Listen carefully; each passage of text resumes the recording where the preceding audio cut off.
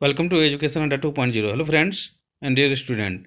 आज जो है यूपी पुलिस सेकेंड शिफ्ट में पूछे गए प्रश्न को हम लोग कवर करेंगे। आज दिनांक 17/2/2024 को पूछा गया सेकेंड शिफ्ट का प्रश्न है। मिला लीजिए कितना आपका सही हुआ गलत हुआ है। तो चलिए शुरू करते हैं। पहला प्रश्न है, द्रव्यों का घनत्व नापने के लिए किस उपकरण का उपयोग किया जाता है? तो इसका विकल्प सी आंसर होगा रेडियोमीटर। ठीक है, अगला देखिए, केंद्रीय विश्वविद्यालय बाबा साहब भीमराव अंबेडकर विश्वविद्यालय विद्या विहार किस शहर में स्थित है? यह हो जाएगा लखनऊ में। विकल्प डी हमारा सही होगा। अगला देखिए, उत्तर प्रदेश पुलिस का मुख्यालय कहाँ स्थित है? उत्तर प्रदेश पुलिस का मुख्यालय जो है प्रयागराज में है। विकल्प बी हमारा सही होगा। अगला देखिए, उत्तराखंड किस वर्ष अस्तित्व में आया था? उत्तराखंड जो है सो 2000 ईस्वी में अस्तित्व में आया था। अगला देखिए, बरसाना होली डैश के साथ खेली जाती है? तो बरसाना होली जो है डंडे के साथ खेली जाती है। विकल्प डी सही उत्तर होगा। अगला देखिए, उत्तर प्रदेश में आयोजित काम्पिल मेला किस समुदाय से जुड़ा हुआ है? यह हम जुड़ा हुआ है जैन से। विकल्प ये हमारा सही होगा। अगला देखिए,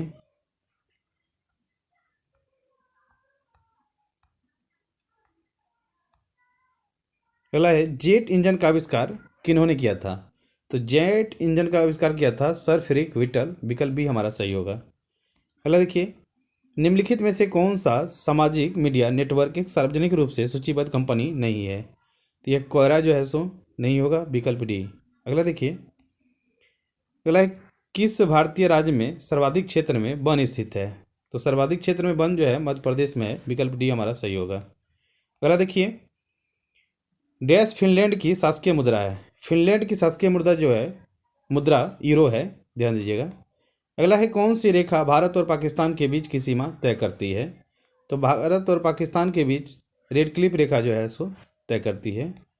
अगला देखिए, प्योंगयांग किस देश की राजधानी है? प्योंगयांग जो है उत्तर कोरिया की राजधानी है। निम्नलिखित में से कौन सा संयुक्त राज्य अमेरिका का एक राज्य नहीं है? तो यह जो है अटलांटा जो है संयुक्त राज्य अमेरिका का राज्य नहीं है। अगला देखिए, लक्षद्वीप के लोग मलयालम के अलावा दूसरी कौन सी भाषा बोलते हैं? तो वहाँ के लोग जो है एक महल भाषा बोलते हैं मलयालम के अलावा।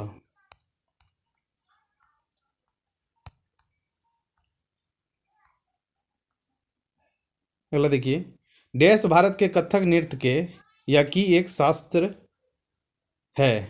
यह पंडित बिरजू महाराज जो है उत्तर प्रदेश से बिलोंग करते थे। अगला देखिए, निम्नलिखित में से कौन सा यूपी पुलिस विभाग की चयन प्रक्रिया के चरणों में से एक नहीं है? वह भाषा परीक्षण नहीं है, आयु पत्रकता है, शैक्षणिक योग्यता होगा, शारीरिक परीक्षण है, लेकिन भाषा परीक्षण नहीं है। अगला देखिए, एक पौराणिक कथा के अनुसार किस देवता ने दशाश्वमेध घाट पर किए जाने वाले दशाश्वमेध यज्ञ के दौरान 10 घोड़ों की बलि दी थी? तो भगवान ब्रह्मा दिया था। विकल्प भी हमारा सही हो जाएगा। अगला देखिए, भारत में बहादुरी का सर्वोच्च पुरस्कार निम्नलिखित में से कौन सा है? तो वह परमवीर चक्र दिया जाता है। अगला देखिए, माई पैसेज फ्रॉम इंडिया डैश द्वारा लिखी गई है? वह लिखा गया है इजराइल गवर्नमेंट के द्वारा है ना, इजराइल गवर्नमेंट के द्वारा। विकल्प डी हमारा सही होगा। इस्माइल है ना मर्चेंट के द्वारा, सॉरी इस्माइल मर्चेंट है, ध्यान रखिएगा। अगला देखिए, विश्व पर्यावरण दिवस कब मनाया जाता है? यह 5 जून को मनाया जाता है। अगला देखिए, शिवाजी के छोटे बेटे का नाम बताइए जो तीसरे छत्रपति थे। उसका नाम था राजा राम। अगला, डैश ओडिशा से प्रारंभ एक प्राचीन लोक नृत्य है? वह होगा घुमरा। विकल्प डी हमारा सही होगा। अगला देखिए, वर्ष 2018 के केंद्रीय बजट में भारत के राष्ट्रपति का वेतन प्रति माह डैश तक कर दिया गया था? 5 लाख रुपया कर दिया गया था। विकल्प डी हमारा सही हो जाएगा। अगला देखिए, भारत अपने नारियल के वार्षिक उत्पादन में डैश और इंडोनेशिया के बाद तीसरे स्थान पर है? फिलीपींस। विकल्प हो जाएगा डी। फिलीपींस जो है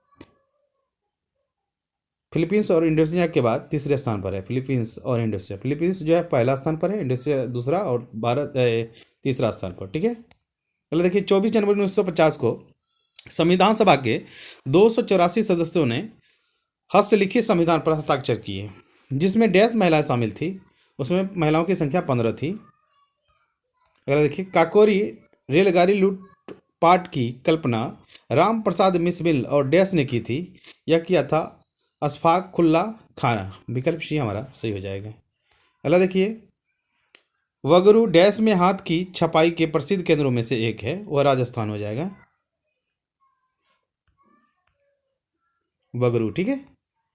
अगला देखिए,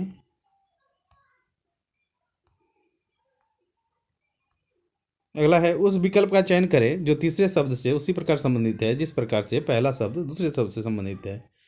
तो इसका हो जाएगा विकल्प सी। अगला देखिए, निम्नलिखित श्रृंखला को पूरा करने के लिए लुप्त संख्याओं को ज्ञात करें। यह हो जाएगा 43:66। अगला देखिए, श्रृंखलाओं में लुप्त संख्या x और y ज्ञात करें और y/x का मान बताएं। तो इसका मान हो जाएगा 120 हो जाएगा, बना लीजिएगा। संख्या की जोड़ी ज्ञात करें जो इस पैटर्न में उपयुक्त है, वह जो होगा 11 और 15। अगला देखिए, दिए गए विकल्पों में से कौन सी श्रृंखला का तर्क निम्न श्रृंखला के तर्क के समान है। वो हो जाएगा विकल्प डी, LORUX, लॉरक्स, ठीक है। सीफी लॉरक्स, ये सूत्र ही होता है ना, सीफी लॉरक्स, ठीक है। अगला देखिए, इस श्रृंखला में लुप्त अक्षर की पहचान करें। यह इसमें लुप्त अक्षर है x, विकल्प बी में दिया है। अगला देखिए, विकल्पों में से कौन सा युग्म निम्नलिखित श्रृंखलाओं को पूरा करेगा। वह पूरा करेगा CXV, विकल्प ए। अगला देखिए, भारतीय रिजर्व बैंक द्वारा निर्धारित नवंबर 2018 में नगद आरक्षित अनुपात 10% है, वह जो है 4% था। देखिए, करंट अफेयर बहुत पुराना पूछ रहा है, 2018 का, ध्यान दीजिएगा। हवा महल 1799 ईस्वी में महाराजा डैश द्वारा बनवाया गया था, वह सवाई प्रताप सिंह के द्वारा बनाया गया था। विकल्प सी हमारा सही हो जाएगा। अगला देखिए, संयुक्त राष्ट्र महासचिव एंटोनियो गुटेरेस किस देश के प्रधानमंत्री थे।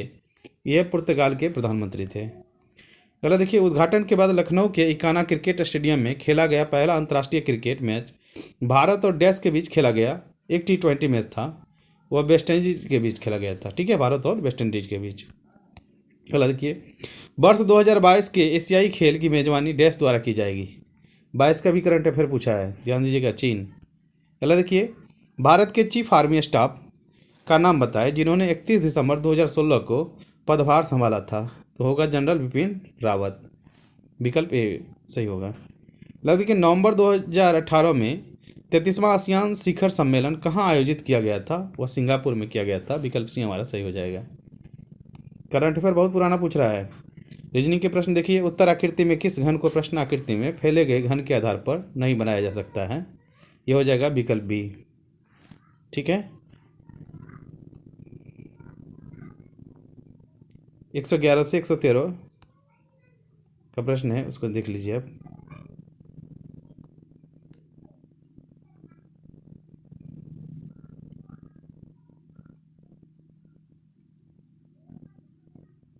इसका हो जाएगा विकल्प डी, ठीक है। पेज उल्टा है। और देखिए, 101 का जो है जाए ए है और 102 का भी ए होगा। चलो देखिए, यह भी पैटर्न बताना, निम्नलिखित में से कौन सी उत्तर आकृति का पैटर्न प्रश्न आकृति में दी गई श्रृंखला को पूरा कर सकता है। वह विकल्प बी होगा। अगला देखिए, निम्नलिखित में से कौन सी उत्तर आकृति का पैटर्न प्रश्न आकृति में दी गई श्रृंखला को पूरा कर सकता है। इसका हो जाएगा विकल्प सी, ठीक है।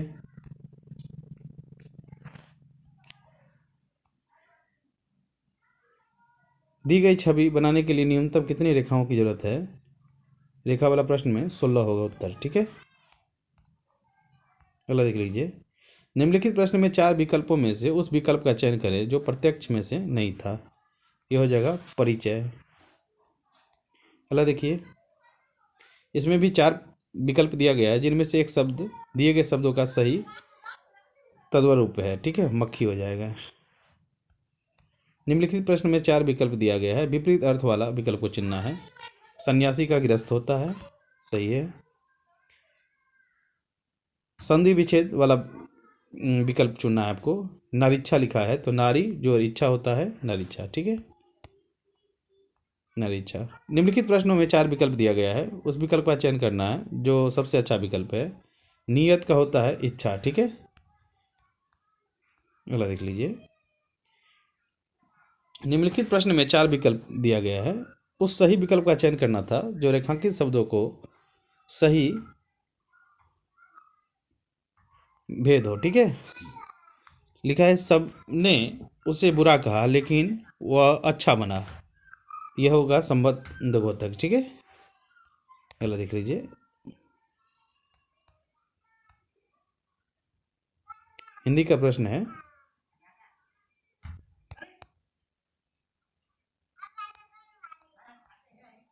देखिए मैथ का प्रश्न भी है। मैथ का प्रश्न है, किसान एक्स के पास 30 जो है एकड़ खेत है, जिसमें से 15 एकड़ 10 दिन से 2 फीट पानी के नीचे है। किसान की अन्न आय जो है 25,000 प्रति माह की आय, जिसमें 60,000 रुपये प्रति माह छूट भी शामिल है। जब खेत में बाढ़ आई तब फसल की कटाई नहीं हुई थी, खेत का बीमा नहीं किया गया था, तो क्या होगा, बीमा नहीं किया गया था तो कोई मुआवजा भी नहीं मिलेगा, नहीं दिया जाएगा। पहला देखिए, किसान वाई की अन्न कोई आय नहीं है, उनके 10 एकड़ खेत है, तो इसका आंसर हो जाएगा 5 लाख का मुआवजा दिया जाएगा, ठीक है, इसका होगा 2.5 लाख का मुआवजा दिया जाएगा। रीजनिंग का प्रश्न था कि कौन सी आकृति पैटर्न को पूरा करेगी, वह विकल्प बी में दिया है।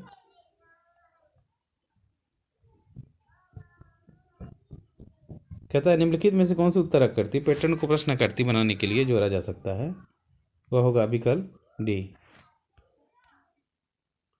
Sorry C. अगला देखिए, निम्नलिखित प्रश्न में 4 विकल्प में से दिए गए वाक्य का सही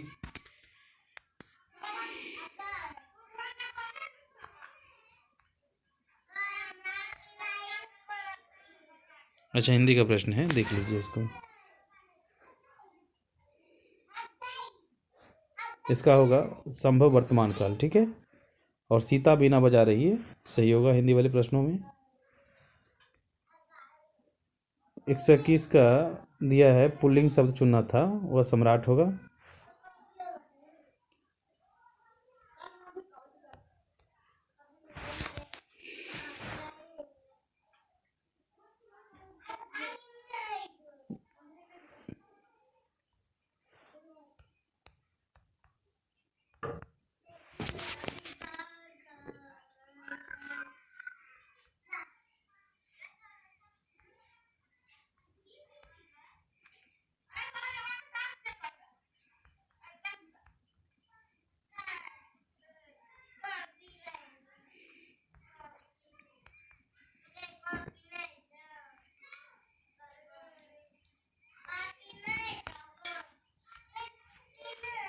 कुछ प्रश्न जो है क्लियर ही नहीं है, ठीक है,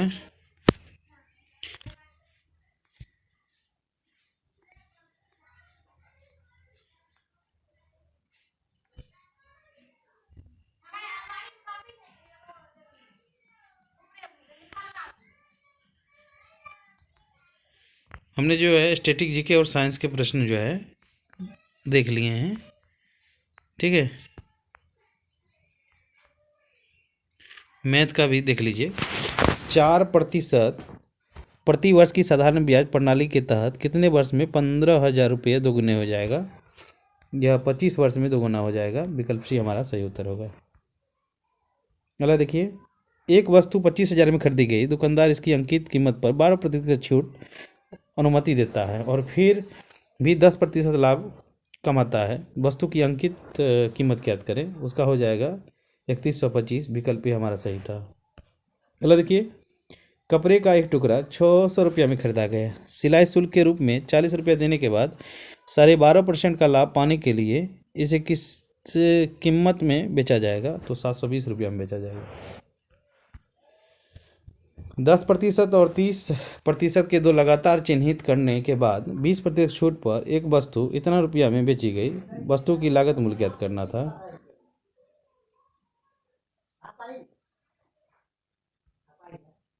अगला देखिए 4:9 के अनुपात में ए और बी के बी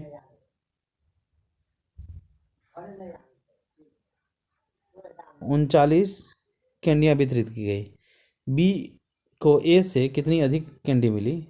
तो अब 15 हो जाएगा, विकल्प बी हमारा सही होगा। मैथ में कोई हार्ड प्रश्न नहीं दिया गया है, ठीक है।